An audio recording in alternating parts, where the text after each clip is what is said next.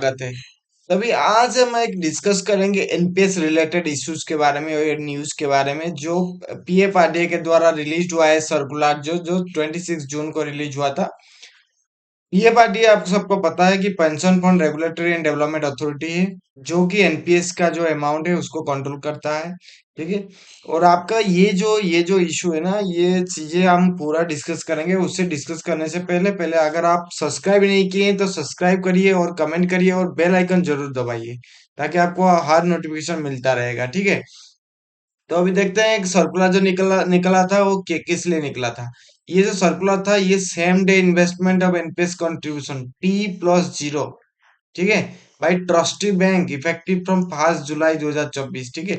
ये जो 5 जुलाई से ना, ये आपको same day investment of NPS contribution आपको मिलेगा। ठीक है।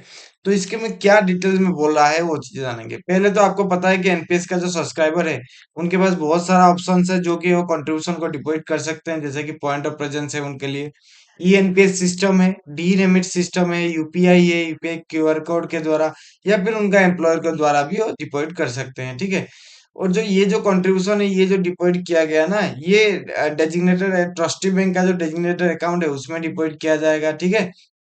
और इसका जो एजेंसी जो कंट्रीब्यूशन का इंफॉर्मेशन जो रखता है, ये सेंट्रल रिकॉर्ड कीपिंग एजेंसीज है। ठीक है।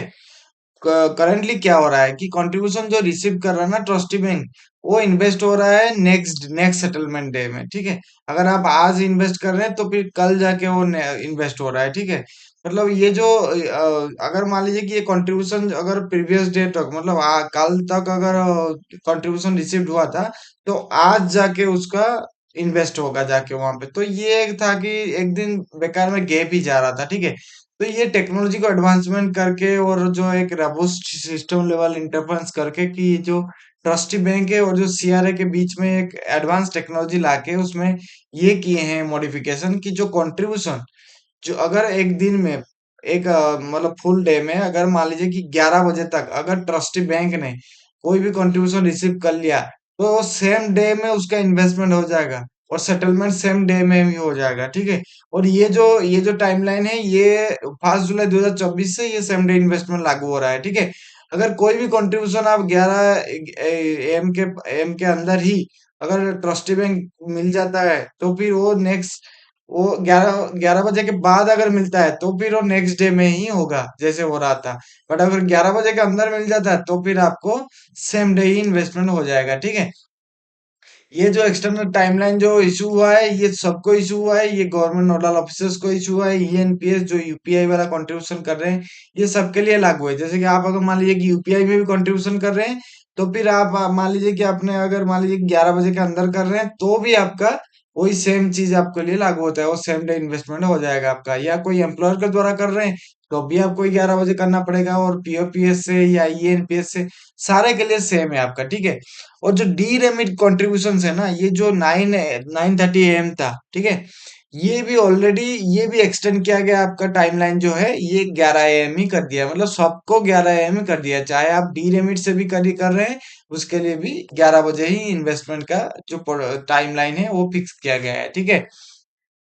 यहाँ पे क्या है कि ये जो गवर्नमेंट नोडल ऑफिसर्स और जो एनपीएस ट्रस्ट है ना, ये एनपीएस, इनको बोला गया है कि जो इंफॉर्मेशन शेयरिंग सिस्टम है ना सीआरए का, और जो ट्रस्टी बैंक है उनके बीच में जो कम्युनिकेशन है, ये एक टाइम बाउंड मैनर में एक होना चाहिए। ठीक है।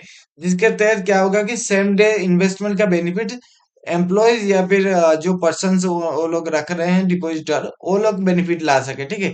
ये जो सर्कुलर इशू हुआ है, ये section 14 of the PFRDA act 2013 के अंतर्गत ये इशू हुआ है। ये अगर चाहते हैं ये पूरा ये को देखने के लिए, तो फिर आपने पूरा ऑर्डर को, तो फिर आप उसके उनका वेबसाइट pfrda.org.in पे जाके भी आप विजिट कर सकते हैं। ठीक है। तो अगर अच्छा लगा वीडियो तो फिर लाइक कमेंट एंड शेयर कर दीजिए। अगर आपको कुछ डाउट हुआ तो कमेंट एंड सजेशन में लिख दीजिए वहां पे। ठीक है। Thank you guys.